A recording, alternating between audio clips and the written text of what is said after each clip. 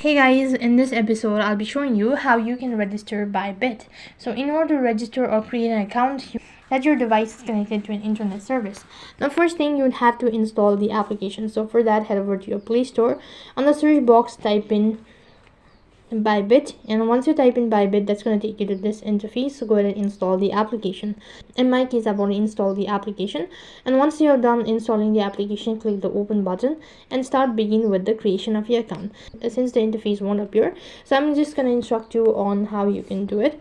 So for that, I'm using a web browser, so type in bybit.com. So once you type in bybit.com, that's going to take you to the official page, which is going to look something like this. So basically, you have to click on the sign up button, enter in your personal information, your contact details, create a password and all that, and then it's going to ask you to verify your identity, which is one of the important part of creating your account or registering.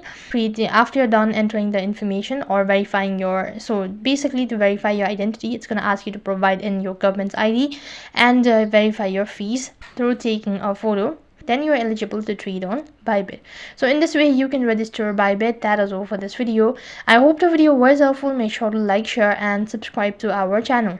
Thank you for watching. See you in the next video.